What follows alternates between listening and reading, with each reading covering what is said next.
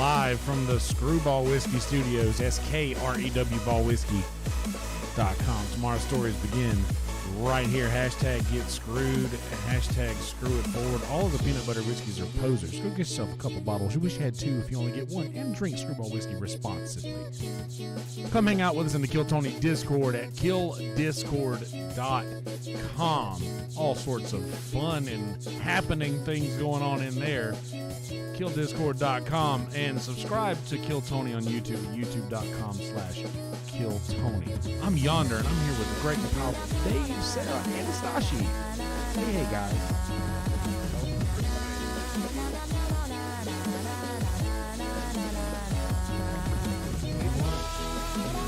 Good evening.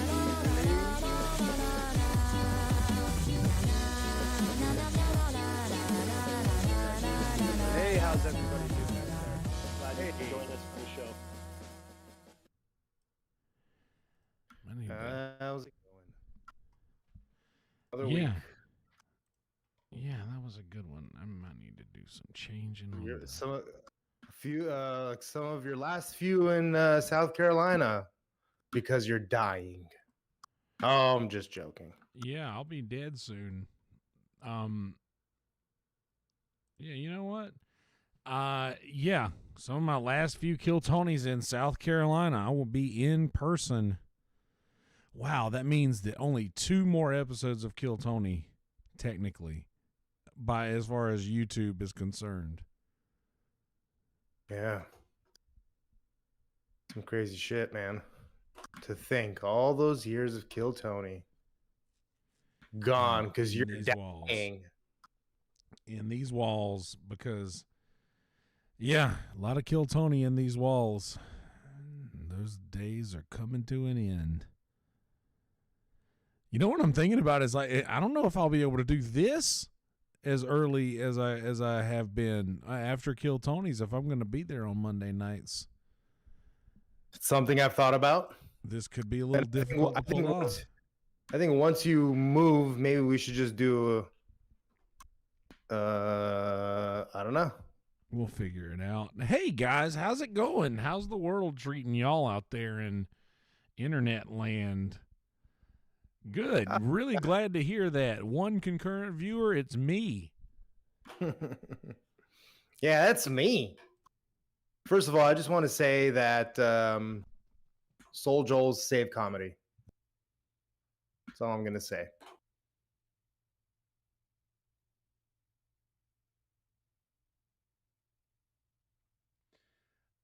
Does that sound good? Keep going. Just saying that Soul Joel's saved comedy, and that our buddy William Montgomery will be performing at Soul Joel's with Ryan Joseph and Louis J Gomez, both Kill Tony patrons of Kill Tony is, I guess, what I'll say. What happened? Say that again. William Montgomery, Ryan Joseph, and Louis J Gomez at Soul Joel's. Oh yeah, September 25th in Pennsylvania. Yep. And Soul Joel's saved comedy is all I'm saying. In Pennsylvania? Well, they saved in the sense that they were the ones really doing high-level comedy shows during the pandemic, other than Kill Tony. Huh. Yeah. That's interesting. You know, that's where Jay got pulled off the stage. Oh yeah, I remember that. Yeah. And they were doing actual shows and paying comedians and put up a whole big thing outside. So, Man asks, so how do we feel about the new band versus compared to the old band? Well, all I'll say is that everybody loves Jeremiah, Jetski, Chroma Chris, Joel Berg. I think a lot of us are kind of like personal friends with a lot of them too. At least Yonder and I are. And so there's obviously, I don't think there's any bad blood between the crew and anybody. So all I'll say is, it was always really entertaining to have them there, and so now Tony's just got to really pick up the heavyweight, and so I think for the most part he's accomplished that. But it's a whole other dynamic, and I will say this about the band is when you have them all on stage, anything can happen, and I think you have lost a little bit of that, but they're trying to really recapture it as best as they can, and they're doing a pretty good job about it, is what I'll say.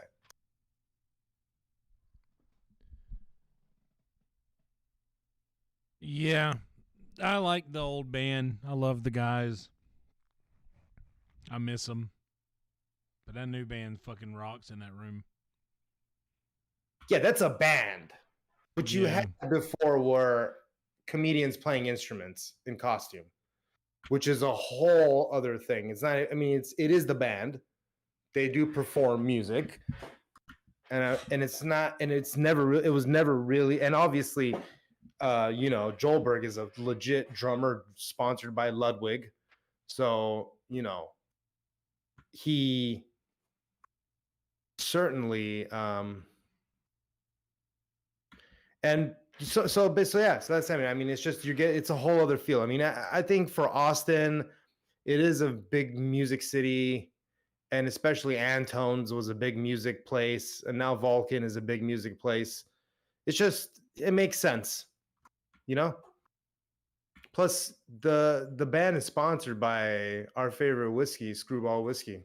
It's true, they are. So, I was there, and they never make mistakes, marketing crews. So, I say it's a great idea.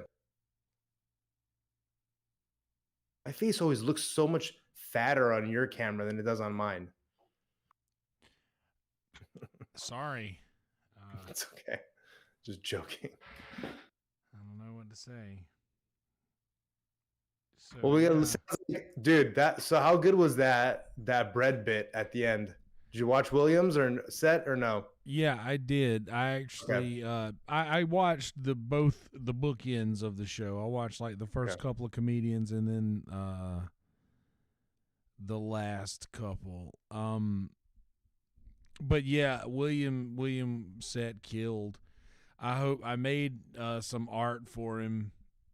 For the bread, the big red raisin bread a while back, and I'm hoping that image makes a resurgence with his newfound sponsorship. Brother Stosh in here dropping names. That's some pretty funny, like, parallel thinking. That, like, he does the bit, and then they actually finds out that he gets a sponsor, because I don't think they would have done Pepperidge. They would have even mentioned Pepperidge Farms if they knew that William was going to do that bit. They would have been like, no. Look at this. This is why. You know what's so funny is the look on Tony's face whenever he announced that was that. Oh my on Mr. God. Kill Tony's face? Did he really get a sponsorship from Pepperidge Farm? And here we are holding this second-rate fucking potato bread.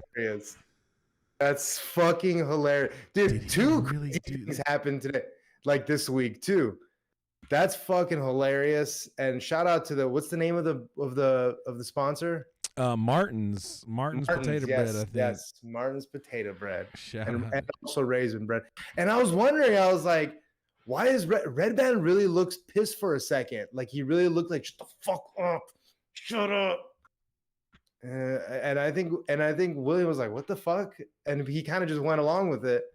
And then Tony's just like, he's like, I can't believe this happened. I'm busting this out now, and pulls out a fucking tray. Where did he keep that fucking bread the whole time? Underneath the table, 100%. Like, it was there the whole time. I know you didn't watch it, but I know Stosh watched the Burt documentary, right? It's pretty good. Porcelains. I thought it was gonna be way worse, honestly. Like he was gonna pull out some like racist shit, like recordings of him saying the N-word and shit. But nah, Yeah. it was pretty much just like kind of the whole Jay Moore saga. And then like he shames him a little bit for like shaming Crystalia and then going back on his shame and being like, you know. He went pretty easy on Bert. It could have been a lot worse, definitely. Or maybe it couldn't have. True. It's a toss-up. But yeah, Chad Zuma, a good guest tonight on the show. Yeah, Christina was fun. She really loved it. She looked like she was having a lot of fun. She loved Hans Kim. I'll tell you. She loved William too, and David. But David was fucking hilarious tonight too. David was fucking hilarious also tonight. He might have had the best of the 3 sets for sure. I'm gonna go back and watch the full episode after we do this. I really like the format of the guest coming on and thinking they're supposed to critique the comedians. Like Christina was giving like good actual advice. Yeah, a few of the guests were repeat. Like I know that Joe McNamara and the strongman lifting the little person, Cody from the Red Rose and the Yellow Rose. Yeah. They've been on a few times, and yeah, I don't know if you guys got to see. I don't want to spoil it too much, but Molly Vibes. I passed out for a few comedians. I'm sorry to say, but so did I. Yeah, I woke up for. They had a porn star on who did not look like your atypical porn star. Let's just say big jugs. Typical. Let's say that again. What about your B-typical porn star? Yeah, maybe a C or D. Double D or no? Double D's, definitely. Yeah. Oh, love it. But yeah, I was happy to catch William. Like he caught those loaves of bread being thrown at him. Fucking okay. I mean, here's the question: was Hans Kim trolling Tony with going on to doing that show with Pang Dang? And who was going to close the show? Is what I'm or who's going to go on after the other person? I wonder. Who's gonna? But that's some pretty fucking I'd like to talk about that. Hans. Yeah, I'd like to talk about that. And I know Hans. Were you the one who sent that info to? Were you the one who found out that info and sent it to Tony? No. Oh, okay. Before we get to that, can I address the first episode without Michael Lara being on it? Yes, that's a good thing. Can we all tip our hats? Yes, give sir. a wag of the tail to the shaky man himself. Yeah, absolutely. Should we all stand and give a salute? A standing O, yeah. A sitting O. We'll give him a roll. Yeah, exactly. We can sit down. Yeah, we'll just roll off the screen whenever we go. I'll just roll off. Bum, ba-na, bum, poor guy. No, he was a great regular on the show, and he's going to be thoroughly missed. I just hope he's got some success before everything goes downhill for him, and he's going to be thoroughly missed. I'm happy we got to watch him for the last he's been on the show for about a year. More than a year, yeah. I mean, he started probably in. It was before the late pandemic. 2019. It was before the pandemic. Yeah, maybe late 20. Like he was coming onto the show pretty often. Like he would show up almost every week for like 3 months, even before he became a regular. And then or maybe 2 months. And then, because I remember him showing up a few times. And then I think I want to say like in December of like 2019 is when he became like a regular. And then it just kind of held throughout the whole pandemic, would show up all the time. And yeah. Because so when did I so I went that, yeah, maybe before that, because maybe before that. When did we start Kill Discord? In 2018, right? I don't remember. No, the end of 2019. I don't know, June man. Like, I really don't. How is it? What, 2.5 years old or something like that? I think I just celebrated my 2-year anniversary. So yeah, 2019. Okay, so he came on like late 2019. And then, or maybe early 2020. Like January for sure, was already a regular or something. We can look up this information. He was a regular, very quickly. Yeah, he was a regular very quickly. But dude, when he came on that very first time in the wheelchair and not like off the side of the stage in the Superman costume, like that was amazing. That was like, everybody loved him immediately. And I was curious. He'll be back, of course. But was that his actual? Did he mean that was his last aired episode of Kill Tony, or was he at the live show? Or was he at the live shows and he meant that was his last live show? I don't know. But yeah, I'm glad you brought that up, Stosh, because that was absolutely worth mentioning, and I feel foolish for not having mentioned that already. But what can you do? I will say, I want to talk about I'm really glad that Tony addressed Tony said, "I can't do it" text. Yeah, because. What are you in your grandfather's suit? Jesus. Yeah, I can't hear you. It's muted, but it looks like it's made out of cardboard. Camel hair. Just the finest camel hair suit you could possibly imagine. It feels like it's really thick, and I'm already sweating. You got to break it in. Sorry, but I believe this jacket belongs to Mr. Gilmore. I already know what that's from. That's from Happy Gilmore. All right, so why was it important that we brought up this thing? Because were there a lot of rumors going around with this Pang Dang shit? I'll be honest, this is the first I'm hearing about it. So I noticed. Sorry, big guy. I noticed the second that it got posted, because I'm always everywhere somehow, all the time. I'm a chameleon. And see and hear everything. Kind of.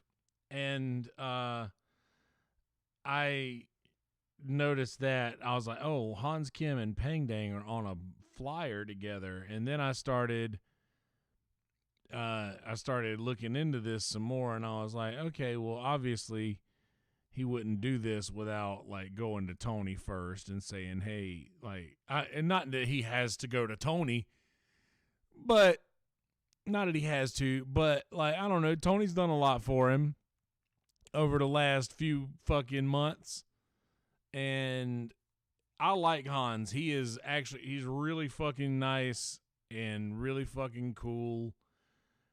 But like, I will say I was a little upset to see that he totally just was like, hey, Tony said I couldn't do it to the booker or whatever. And I'm glad that Tony addressed that, because that can't go on without being addressed. These fucking comedians better know their role, dude. Yeah, I would never say. First of all, it was Pang Dang. I mean, not Pang Dang. Was Tony trolling? Not trolling. Was Hans trolling Tony? I mean, this is a serious question. These are serious topics we need to get down to. Or is he just retarded? I honestly don't think that he had thought about it. That's a good point, because the very, very, very few times I've been asked to go on a show, very, very few times, extremely, like, so few. I can't even call myself a comedian, but I never was like, oh yeah, who else is on the show? I'm just like, oh yeah, I'll do it. Drive 3 hours for $20, of course. I wouldn't have done that, possibly, but if you're making a little cash, then and you want to go do it for the sake of doing the comedy, then do it.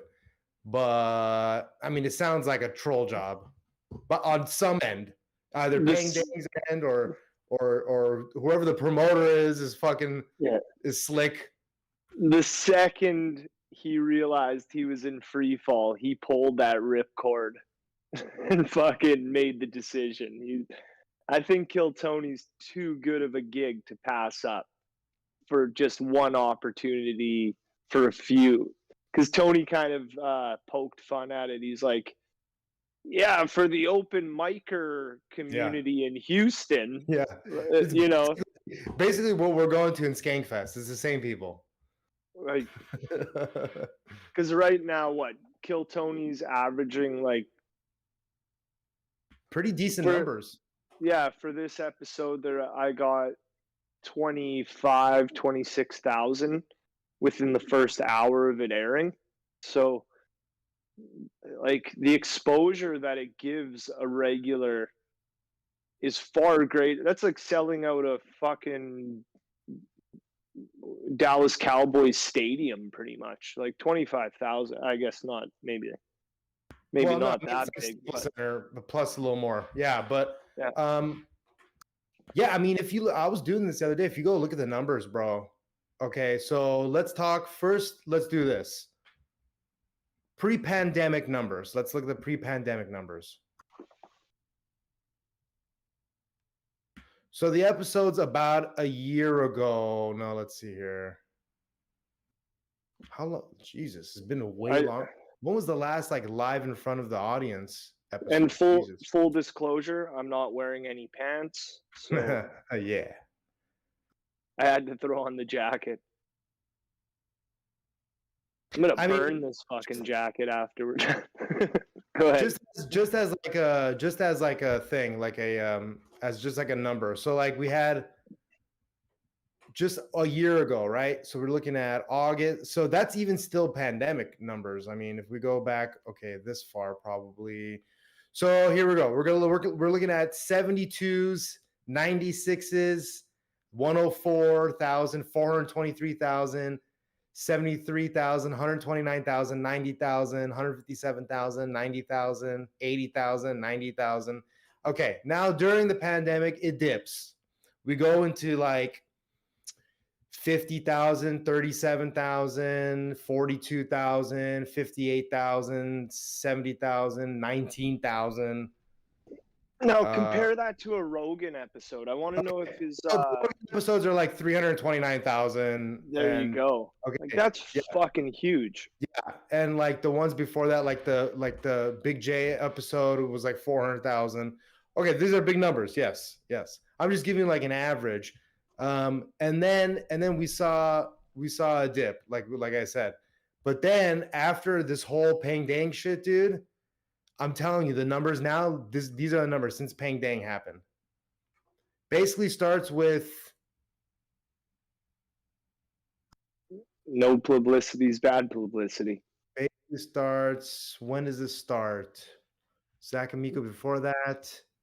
So, okay, we're looking at like, it goes from, it's already been picking up at this point a little bit. It goes from like 40,000, 40, to all of a sudden 90, 329, 155, 90.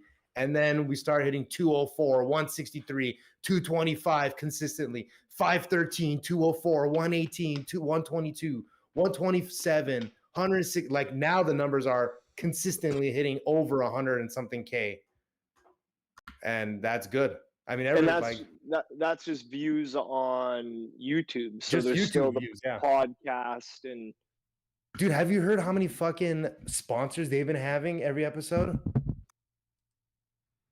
Yeah, I like that Tony kind of ripped Captain Morgan's, but it's owned by the same company as Crown Royal. That's hilarious. He's like, this dog shit Captain Morgan's. But I think they're gunning to go for, and I don't want to, I mean, shout out to Screwball Whiskey and everything, but what's happening there? Are they like gunning for Crown Royal sponsorship, or? 'Cause it's a huge fucking whiskey company. They're sponsored by a company that represents Crown Royal, and I'm trying to remember how Tony explained this. I grew up on too the much street information. that Crown Royal is brewed on. Yeah, that's basically just like it's like the liquor that their sponsor pushes the most. You know, it's not like actually Crown Royal. It's like a distributor in the area, basically. Wow. Yeah, because Diageo, the company that owns like distribution rights for Crown Royal, used to be Seagram's, but they're like the largest fucking alcohol cartel in the world. They own Heineken, Red Stripe, Johnny Walker.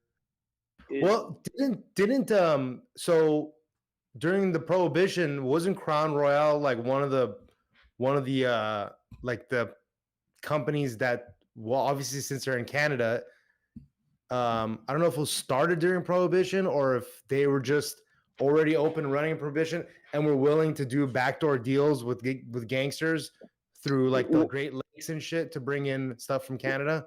I wouldn't doubt it, because in Emerson, which is along the border with like North Dakota, Minnesota, there's tunnels that there's like a museum that they talk about Al Capone running barrels under the border or whatever. So I think that's that. What was that movie with all those dudes? Costner in them, Sean Connery, going after the prohibitionists. Oh, Debbie Does Dallas. Debbie Does Dallas. That's right. Or was it Deep Throat? I'm not sure. Whatever. That show Boardwalk Empire was like, you know, had some loose ties to that era and stuff like that. I watched the first season of it. They talk a lot about Nucky Thompson and Al Capone and stuff. Fuck R.I.P. What was his name in that show? No. Oh yeah. Michael K. Williams? Yes. Yeah. Rest in peace. Yeah, and you know, Fuquan and man, what a fucked up situation that is, right? Yeah. It's pretty fucked up. Major tragedy. It's just shitty that like the drug supply's that fucking tainted. I listened to Joey Diaz today, and he was talking about like when you got to test your street drugs at a music festival to see if there's fentanyl, because it's a one and done. You take that shit, your fucking toes are turning up. Like, yeah, it's a little scary. You gotta test different parts of it too. Even you can't just rely on one part of having the fentanyl in it. And you know, Jesus, it's a whole thing. Don't do drugs. And that's why, like, or just fucking legalize them. So at least you can go, like, you used to be able to go to the pharmacy and pick up. I don't know if you know the stories of like Keith Richards, get that Merrick cocaine or whatever. Like, you used to be able to go to the store, get like an opium tincture, but it's safer, right? Like, same thing with legal weed and shit. Maybe they just need to legalize it all. I hate to think that way, but yeah. I see, that's the thing too with the fentanyl shit. Like, I don't think it's like people cutting it to save money. That doesn't make sense. I think it's like some fucking. I think it's like some like it's weaponized wars. Yeah, that they've weaponized it. Like, unless it just makes you that much more addicted to it, I don't really understand it either, because is it that much cheaper, or does it just cut that much further? I don't know. I don't know. A lot of it doesn't make a lot of sense It's to me. just picking off the sort of population that will be considered undesirable by a large group of people who run the wealth of the country. Yeah, you can't. Because when, like, I don't know if you guys look into that shit, but when there's a tainted drug supply, whether it's like white market pharmacy or black market, that it puts fear into the general population. And I don't know if I'd go as far as that, but yeah, it is a bit of it's control. It's a control, right? Where Well, I'm sure the FBI is going to be involved, so I'm sure we'll hear something about somewhere along the line eventually. It's nice to see Kate Quigley back on social media posting, being funny, and I know that sucks to be in the situation that she is in. Look, she's got to take the heat for it, though. I mean, she can't just get mad at comedians that are going to dig at her. So she's got to take it. I mean, she was at a place where 3 comedians were killed. Well, 2 at least. I mean, they're not gonna like it. They're gonna go in hard on her. Then I already know Kevin Brennan has already gone hard. So who the fuck is Kevin Brennan? You keep bringing this name up, and you're the only person I've ever heard say it. It's Neil Brennan's brother. But he's a bag of dog shit. He's just never. He's so comedian's spiteful. Existence. He's in the Red Bar gang. Yeah, he fucking hates his brother's famous. He's the East Coast guy. You know, he's been around. He's been a stand-up comedian since the 80s. I mean, he is a funny guy. But and he does have some good material. Yeah, like, I don't want to say, hilarious. But I just know him from Jim and Sam. Yeah. And him always bitching about his brother's fame and be like, my brother never fucking helps me out. Like, I mean, he's got that Chappelle money. Yeah, he goes, dude. He even him and his brother don't get along. That's how much everybody hates him. Yeah, he's a really unlikable person. I think he's a curmudgeon, like a legit one. Me and him got a lot in common, kid. He's a shock jock. Shock jock. I mean, I don't even think he's got the balls to wear this ugly of a jacket, but his face looks like that your leather elbows. That's what his face is. Well, this is Neil. That's what his face looks like. It's okay. He's got more folds in his face than Bobby does. Yeah. Poor son of a bitch. Anyway, let's get back on. We can get back on track here. Yeah, so just that's one thing. I'm got to finish your story. Do we think that Hans Kim was trolling Tony, or he was just like, no. I don't know, I'm down to do a show in Houston for $20? No, just I like think that this podcast and then just didn't do it. No, I honestly think that, like, he maybe thought that he could go out there and sort of smooth this situation over and just be like, go in and be like, hey guys, look at how great my life is going right now because I wasn't I think he could have gone out there and used it as a chance to literally roast fucking Pang Dang. But I don't know. Yeah, being a representative of the Asian community. Yeah, Asians for Tony Hinchcliffe. Like, I think that would be the westernized Asians, the civil ones. Yeah. But yeah, fucking. I think that if ones with the civil governments is what I should say, because we love Chinese people. We just don't like it when the CCP gets into their head, makes them do things, and gives them a lot of money to do it. Oh yeah. I think that I think that maybe he was going to use it as an opportunity to go and take a few digs at him, but I don't think he realized what it looked like to have his name and on the same bill as, like, and he was talking about a 3-hour drive to do $20, and Tony was like, dude, I paid him $100. I wanted Tony to say, I want you to text the booker and tell them that I told you couldn't do it. I wanted Tony to say that, because that's what I would have said, whether it's true or not. If I were Tony, I would have said to Hans, message the booker of that show and tell them that I told you couldn't do it. Isn't that essentially what he told the booker? No, he just told, like, he was saying that that's just what Hans said. No, Hans to said the to booker. the booker, Tony said I can't do it. I know that. Oh. Yeah. That's what I'm saying. But if I were Tony, I would have said, I told him to send you that. Like I told him to say that. Oh, I see. Like, not admit to show like a power move, a power play here. And I be would like, lean into it and be like, "You damn right, I told him. He's my little fucking. He's my little slave. He's my no. little He's Tony my little Yeager. fucking. No. He's my. Wow. Really? Why? I thought that's where you're going. He's my he's my little fucking he's my little fucking baby. He's my little fucking baby. I'm not sending him out there to a fucking ambush. Let me tell you something. By the time I turn He's 5, my baby that I get three gorgeous girls to kiss every Monday. There you go. He's a slave that's precious treated to me. well. He's precious to me. He's my little baby. Fill up my gas.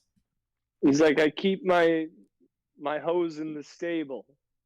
Tony's just pimping Hans out to a bunch of strippers. And He's like, my confidence is through the roof right now because I know that if I strike out all week long, I just have to wait until Monday. Yeah. Like I'm sure Tony does shit like that too. With like how like Ari always talks about how Rogan would be like, Rogan would give Ari $100 and be like, go get me a soda or whatever, and just keep the 100 or whatever. Yeah. And it was just like it's like a kickback sort of. It's like, I'm sure he does shit like that all the time to these guys. Yeah, like Tom and Joe are talking, not on this past episode that was really good I watched. Also, Kill Discord, Kill Every Monday, sponsored by ivermectin. They were in the last episode that they did. They were both talking about how they started, like, when they go on the road, they treat their opener like really fucking well. Like when they go on the road, they make sure that we're going to get steaks.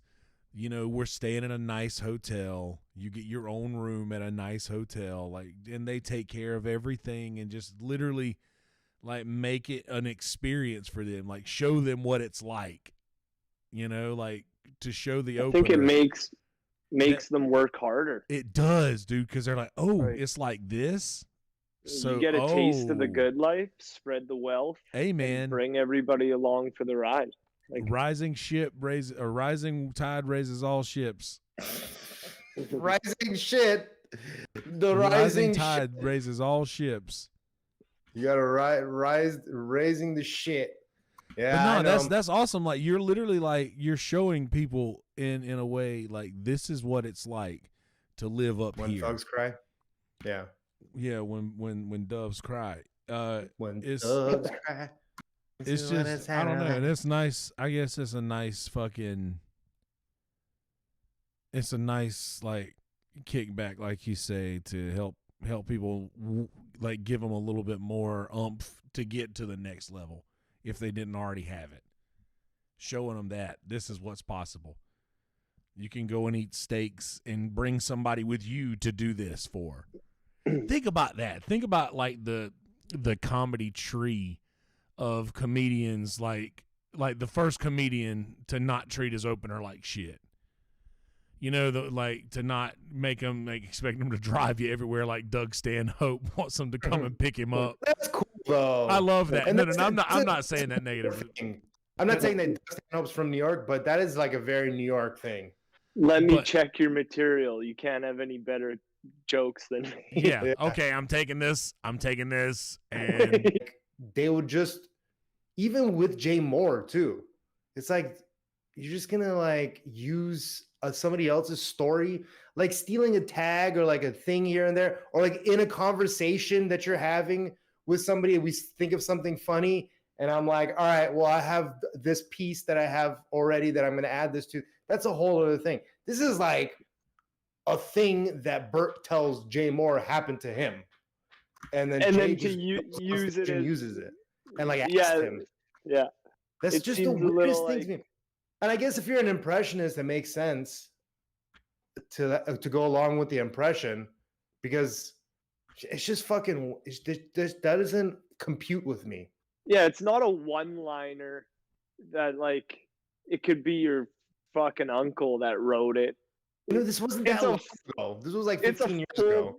Yeah, it's a full-on story about a personal experience. Being like, no, you didn't take that trip. That's mine. I'm using that now. And it's like, no, but that happened to me. Like, I'm with you on that. It's just, and I don't even know. In my mind, Bert can't be mad about it anymore because I mean, first of all, the guy did the joke how many years ago? Second of all, it's like you already gave him permission, that you admit you gave him permission to do the joke. And what, now you're just mad because at first he started doing it about saying it happened to you, but then it happened and then started saying that it happened to yourself instead of Bert. Like, who cares, dude? That's fucking, it's so. But putting it in context too. It's because it made money. That's the only reason why anybody cares. It's the only reason.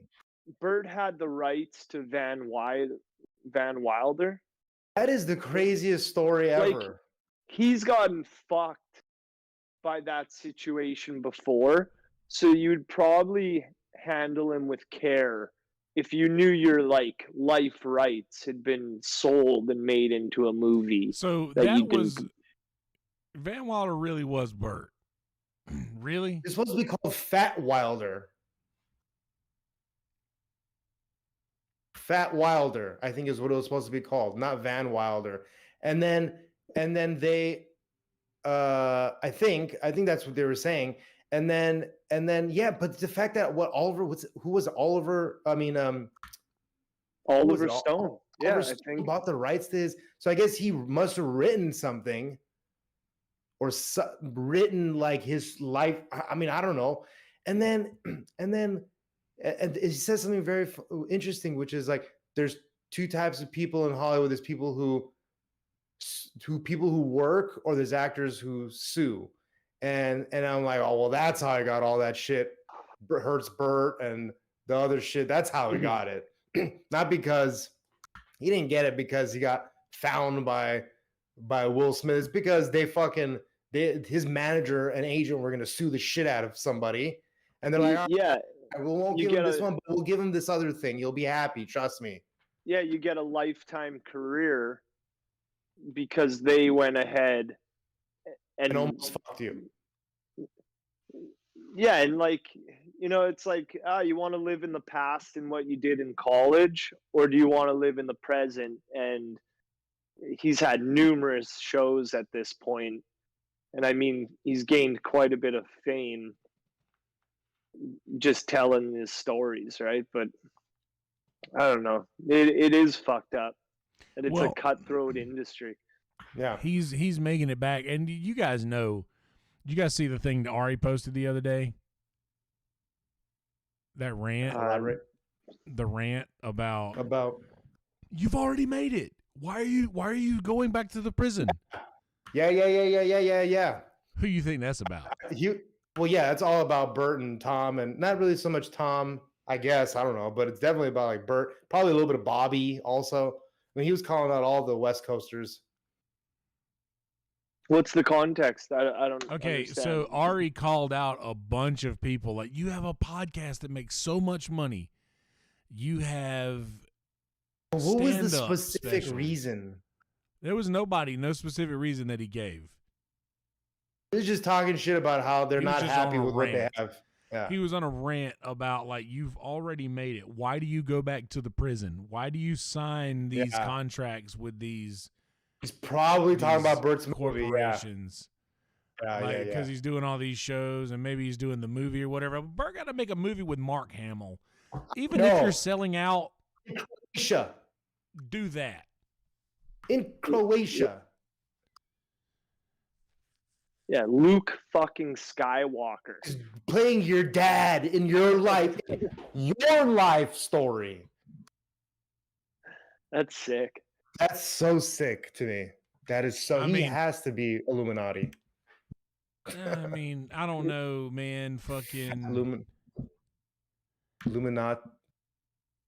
Who would you want to play you in a movie? Well, hopefully somebody much younger than me now. More handsome. Who could I play in a movie? I mean, imagine I get casted as the life of like Sam Tripoli. He dies mysteriously over the next few years, and then somebody decides to make a movie about him. I could probably play Sam Tripoli. Turns out Bert Kreischer is gonna play Yonder Wizard. I was thinking it'll be like some old they'll get Hurley from Lost to play me. It connects you to Mark Hamill though, and that's all you care about. Yeah, man, I don't know, man. That's crazy. Bert's aggravating. He annoys me, but like, just because I know so many people like Bert. There. I mean, don't get me wrong. I bet Bert would be a ball to hang out with. He's fine. Yeah, look. I mean, look. We don't know these he'd be fucking a ball people. To hang out with, dude. But like, as far as on podcasts, like you know people like Bert who you can tell just exaggerate to no end on every story that they tell, and that's annoying to certain people. But that's exactly what the documentary touches on. It touches on how he just has an amazing story for every single sentence out there. Yeah. So it was interesting because you showed me the I think it was Ohio. Norm Macdonald walks the crowd. Yes. With the specific pig joke. Yes, so fucking and my favorite Norm story. My buddy showed me Jim Brewer talking about it on Theo's podcast.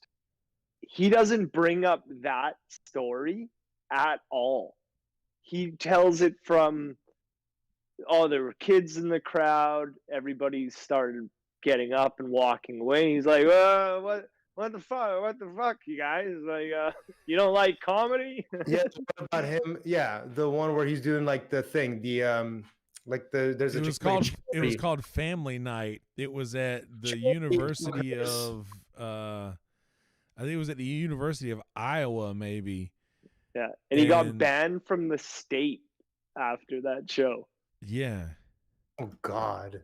That's like Opie and Anthony getting banned from Chicago or from Boston for doing that fucking they got banned twice.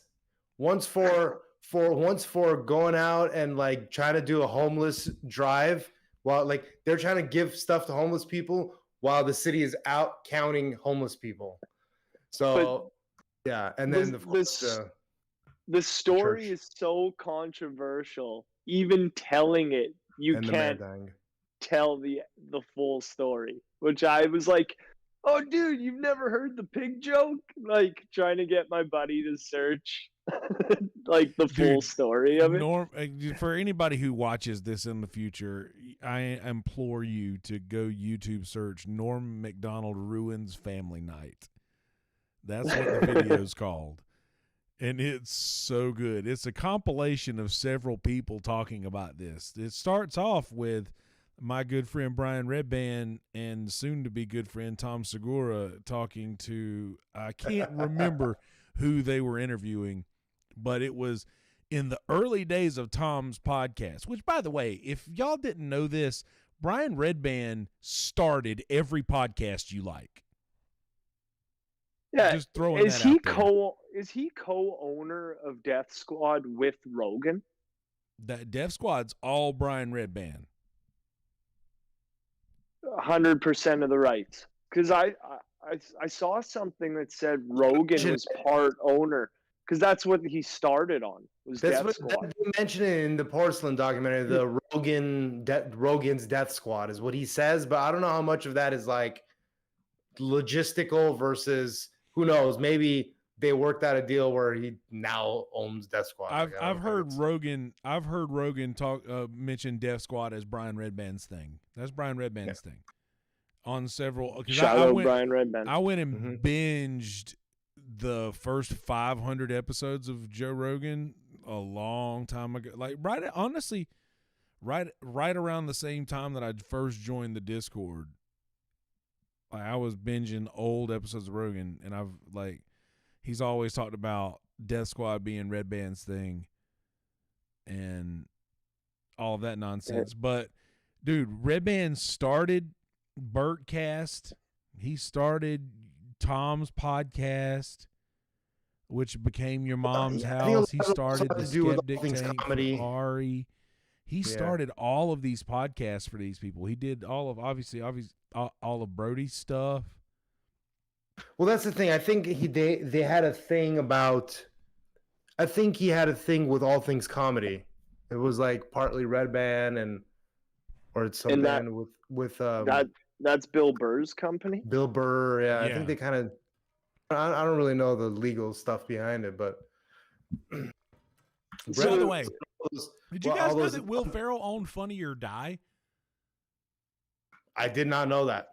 That's Will Ferrell's company. I didn't know that either. Cool. I found that out the other day. Funny or Die is owned by Will Ferrell. I found out Meatloaf is Jack Black's dad. Yeah, you didn't know that? No. Yeah, Meatloaf is Jack Black's father. That's crazy to me. Yeah, you didn't know that. And somehow not so crazy. Yeah, dude, makes sense, doesn't it? The voices sound very similar. I guess. The rich Jewish family makes a lot more sense. Are you sure? Yeah, 100%. Yeah, I looked it up. I mean, it's legit. It's his father. Whose last name is Black. Yeah, Dave looked it up. It's and you know that Jack Black and Louis Black, no relation. But I'm jumping in the way back machine here. And I remember the first clip I ever saw of Rogan on the internet was him and Brian watching Two Girls, One Cup. Oh, God. And for all the younger generations out there, if you want to turn your stomach and lose your lunch, search Two Girls, One Cup.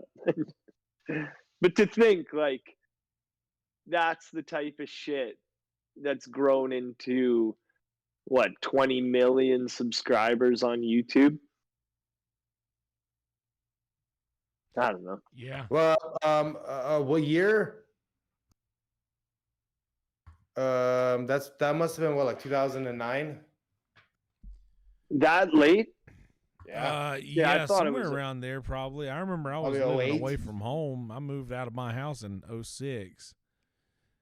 Back home. Yeah, because it was the thing on Opie and Anthony, and I track my shit by like Louis C.K. episodes on Opie and Anthony on when shit happens. Yeah. Because I remember them showing Louis C.K. probably in his first 10 episodes. So we're probably looking at like 08, 09. We could look at it. We could look it up. Yeah. But either way, I remembered him from Fear Factor and the Man Show. Actually, that was the first time. 2007. That was the first time I remember Joe Rogan. I always watched the Man Show because it came on after wrestling. I think on USA, maybe, if I'm not mistaken. I watched that with fucking him Adam and Carolla. Stanhope. It was Rogan and Stanhope was the Man Show cast that I remember.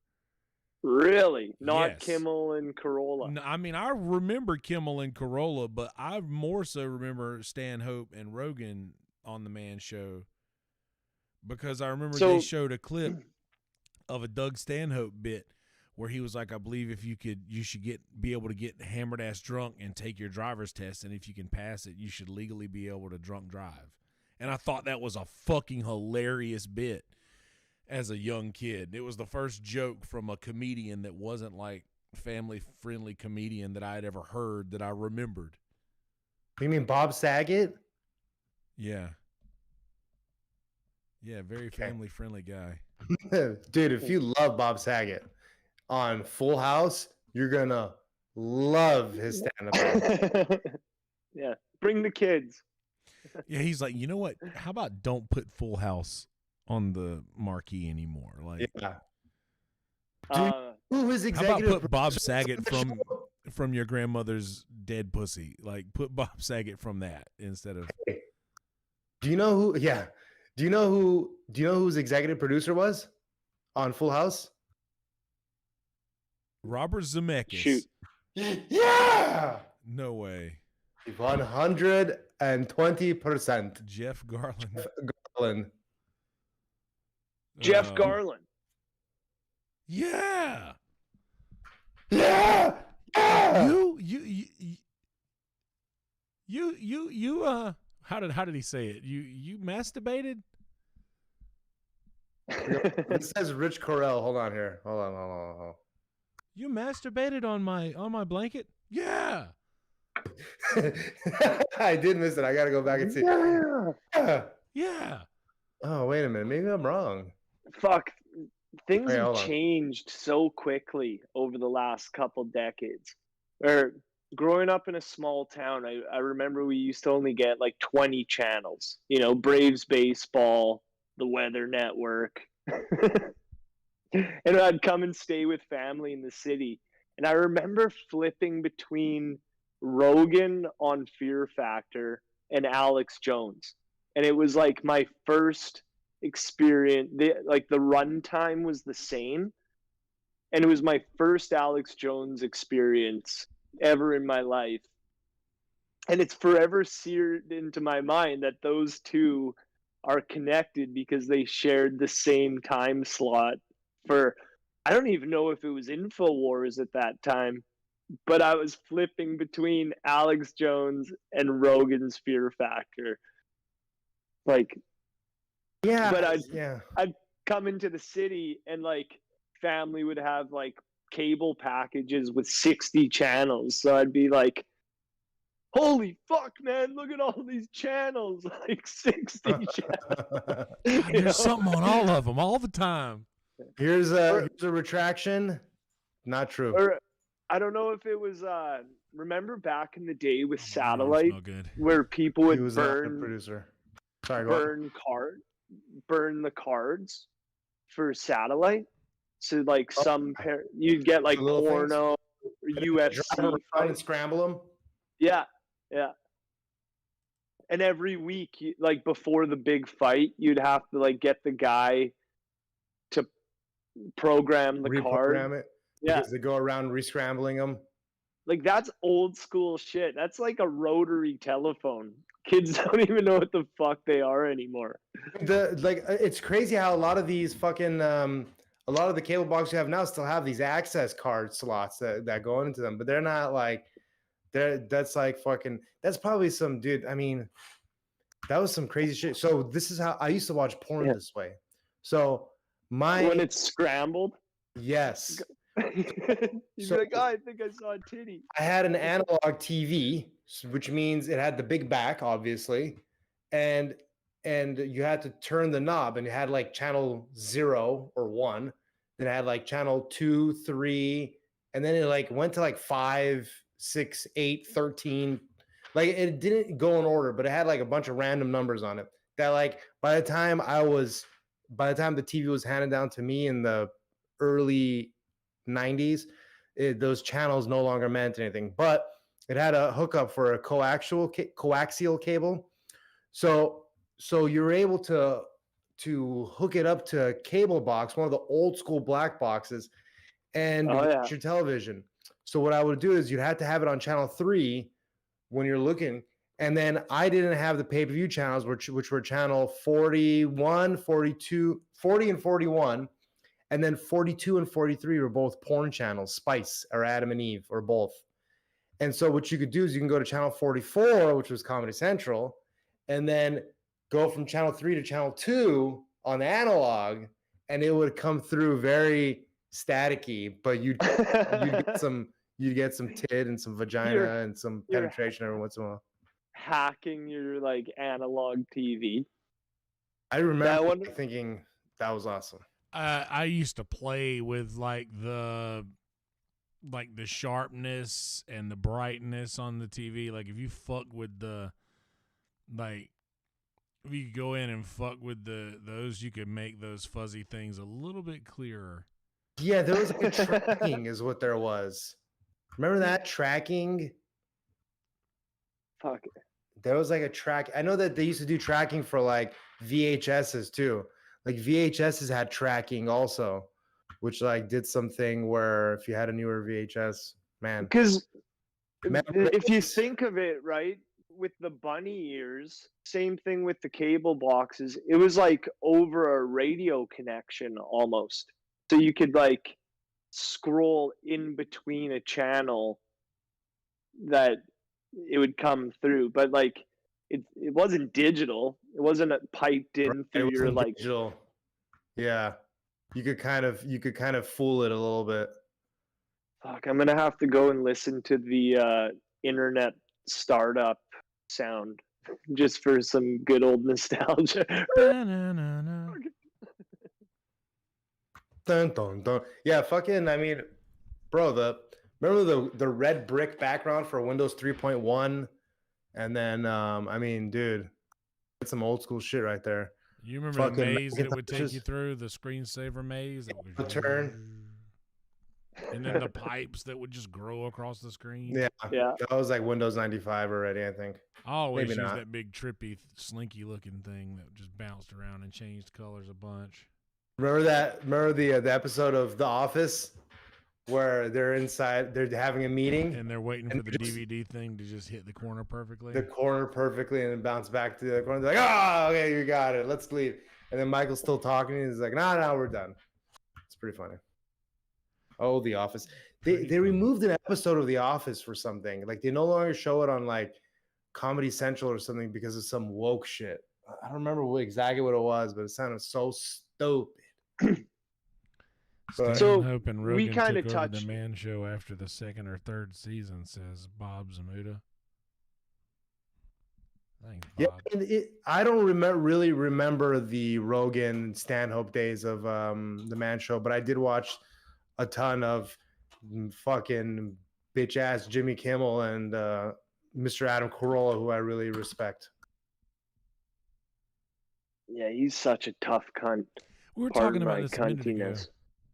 cuntiness.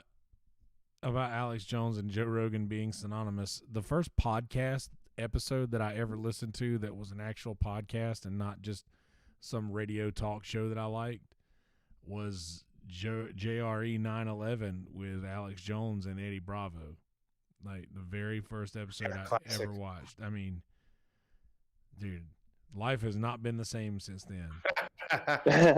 11, dude. What a fucking crazy shit that shit was. I know. 20 years later. Hey, Jimmy's here. Jimmy's here. Good. Um, Hey, so Jimmy. full circle, like with the whole PC cancel culture bullshit.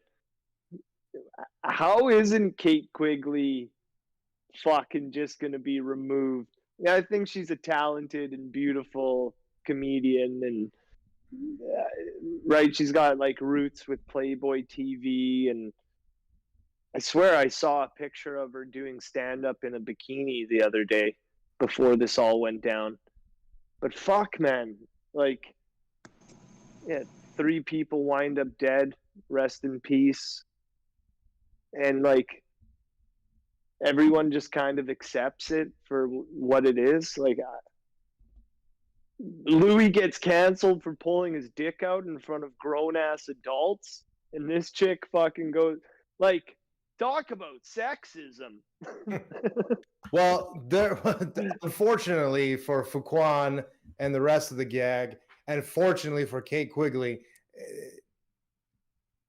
if she would have died, if she would have survived, and it was, let's just throw out some names, Joey Diaz and some other famous comedian dying, like let's say Earl Skakel, or let's just throw out some names, like some LA, if it was one of them that died, that would have been, they would have hated her. But because nobody knew these people, man, basically. Yeah, they weren't Survivor's industry. guilt is gonna It's tough.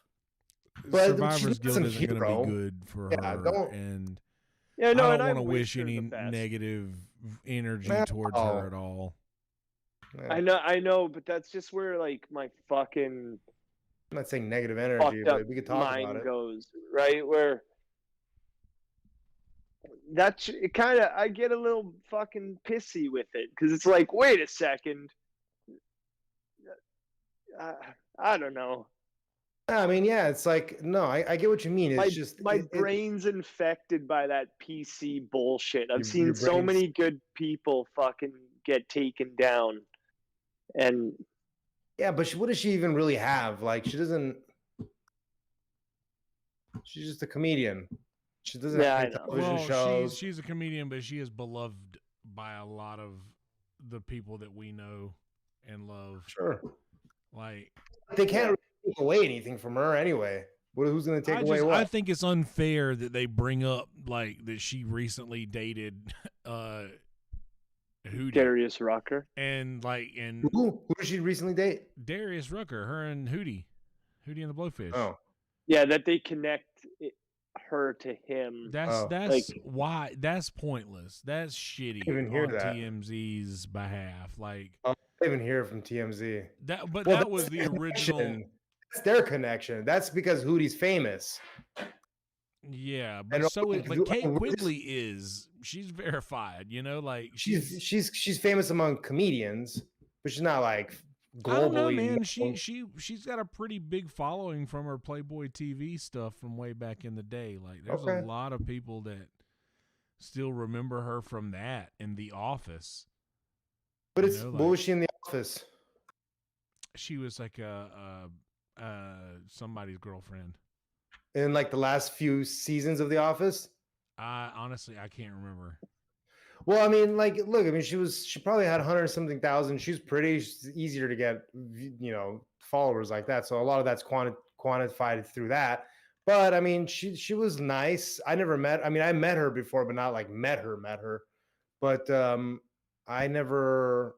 So, and like everybody seemed to always speak nicely of her. So there's no reason we're not hating. Nobody's hating, but I mean, it's a fucked up situation. And like, I don't know. If you're gonna take, I mean, you just got to take the lumps. That's all I'm saying. I'm not really shitting on her. I'm just no, it's hard if a to. comedian wants to come out and talk shit. They have the Yeah, you don't want to make you know. light of a bad situation. Like, it's clearly a tragedy. And I'm not surprised that Kevin Brennan fucking being the one who's Yeah, it's and like they were already going at it like the week before all that happened, so it was like an even more reason for him to go after her. But that's not the point. The point is that like and really comedians haven't really been going after her. I'm just saying that like if like these if somebody's gonna come out and talk shit, then they're gonna come out and talk shit. But it's just a little like what I was like, she was tweeting about some random shit. Like she basically was in the hospital the weekend, and then by Friday she's posting about something random, like as if it's already like I've moved past this. Well, dude, Yeah. but I don't. Social media for a week, maybe. But no, but who are you or who are we to tell somebody how to cope in a situation where she's the only one left out of a party she went to the other night? Yeah. Like, So- dude, think about what someone that's got told to me do. it was at her house, Sometimes, not to fucking Yeah. open old wounds. Well, that either it was way, her place. but That's either just a way, suggestion from me. I'm not saying that like anybody should listen to me about how they should like cope with their feelings or anything. But I'm just saying that like you open yourself up to some criticism when you're just like posting about politics or I something. don't think that opens you up to criticism. I think that opens you up to show people that you're trying to do anything normal to take your mind off of the fact that your friends are dead. Well, maybe you Yeah. should reflect on that a little bit. But dude, that might not be good for somebody who's not in a good mental space. Oh, I don't know. That might not be good for somebody who's not in a good space. So yeah, Well, get- hey, let's keep face doing the it. same thing you were doing before. If it wasn't Like- an issue before, I mean, it's not an issue now.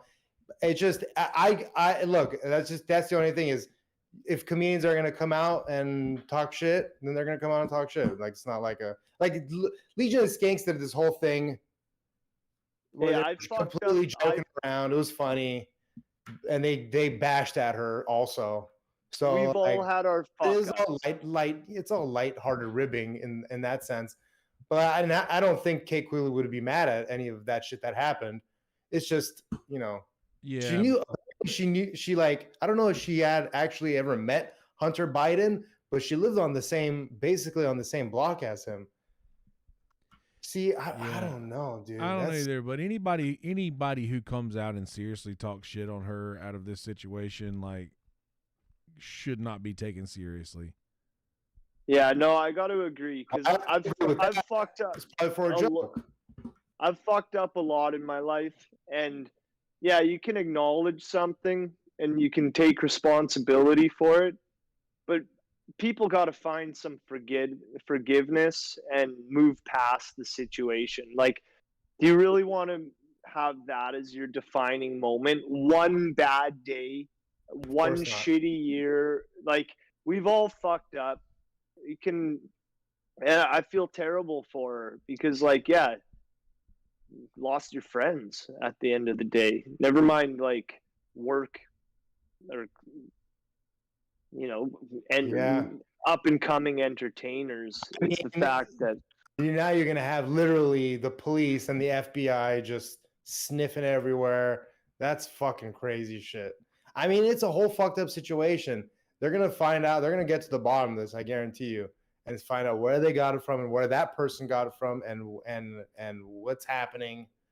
And well, they need to go after those fuckers. Like, I don't care if people. 7 people died. It apparently came from Long Beach. They already know.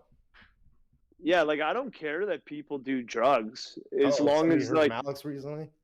I don't give a shit. I don't want to hear people are doing drugs they didn't know about, right? Where it's like, yeah, if you're dropping shit in people's drink or like lacing their fucking blow with fentanyl, you deserve to fucking fry, bro. Like, if a bunch of people are turning up dead, it's no different than unloading a clip into a party full of people.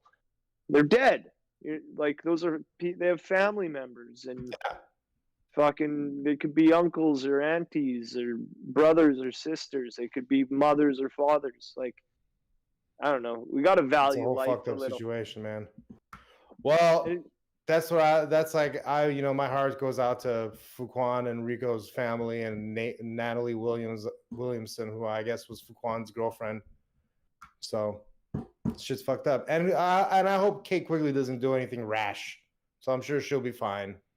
But yeah, I think that at a time like this, whatever she chooses, whichever way she chooses to process this, if it's by posting Go Rams shit on Sunday or whatever it is, man, I think that she should be allowed to do whatever she. Of course, she's allowed to do it. You know, nobody's arguing deems that. necessary.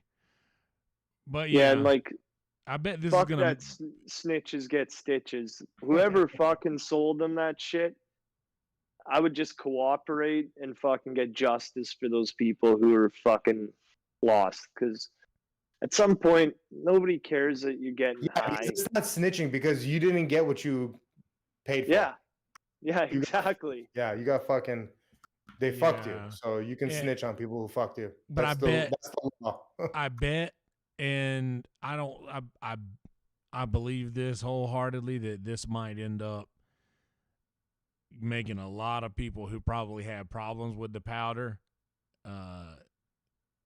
turn the other fucking nostril whenever they fucking are encountered with it from now on. I bet people are just gonna stop trusting the blow and shit and just better for me. That's exactly what Joey Diaz was asking me for my bullet. Fuck, man. But I'm just saying, man, just at any given time, you never know when you're gonna like find some shit like that. And you always talk to your parents about drugs and stuff, and they're always like, it was one time I got this stuff that was laced with something. And I didn't trust it after that. So all it takes is one time. That's good. All it takes is one time, but Good. I don't know. Either way, we've been at this thing for an hour and 15 minutes. The good episode. Sorry I didn't watch more of it. We'll touch on some more of it later on. Me and Dave and brother Gabe Kerr have a sports podcast that we do now called 3SPN, and we do that on the 3SPN YouTube channel, which should have it somewhere in the. Dave, you want to grab that and put it in the chat? Are you already there? Yeah, I don't even know where that is. It is. But I'll find it right now. It is 3SPN. You just search that on channels. But yeah, before we do that, this week in the Discord, the watch party for this week was Valish's pick. We're gonna watch this tomorrow night all together, which is George Lucas's directorial debut, THX 1138. I don't know anything about this movie. I'm not watching the trailer. I don't want to know anything about it. I'm just going to watch it. And Fight Club and Book Club. Fight Club rolling strong every week. Everybody's doing the picks in Fight Club. I don't know a whole lot about that because I'm not as involved in. I don't know enough about it to be involved yet. I've only been watching the UFC since the pandemic started. But it seems to be going strong every week with the picks. We're all posting our favorite books that we are reading right now in Book Club. I actually just posted this really, really interesting book that I've been really into in Book Club. You guys should go and check that out in that channel this week. In Record Club, Mana picked a Watsky album, Nothing Like the First Time. And Cooking Club is a barren wasteland. Arts Club is going strong. Everybody's posting all of their art. Cooking Club is just a place where people are just posting shit that they've cooked, which is kind of nice just to have a spot for that. And big surprise is how great the Kill Tony Fantasy Football League has gone in its first week. Looks like going to be a successful season of forgetting to update my team. I should come up with I'm going to try to come up with a football Kill Tony pun. Like, the big red machines or something hacky like that. Oh, like I did? What'd you do? Well, yeah, what does yours mean? Taliban? Okay, everybody, let's all say it together. 1, 2, 3. Taliban. Oh, Taliban. Okay. I get it now. Yeah, something like that. Something like, but like with like a football player's name, maybe like Brian Urlacher, Red Man. Yeah, something like that. Yeah. Like maybe Hans. Tony Dorsey Hinchcliffe. Not just sticking somebody's name in between the first and the last name of Hey somebody. man, I just got this assignment. Don't fuck with me when I'm just fucking around, dude. But something to do with it. I'll figure it out. Need some pizzazz. I just raped Bont this week. Tyreek Hill, Tony. Yeah. All right. Yeah, like Tyreek Hill, Tony. Or Hill Tony. There you go. Tyreek Hill, I'm already getting better. Yeah, you're already getting better. Homie, don't play that game. Fuck, I need to get back into NFL. What else am I going to do this year?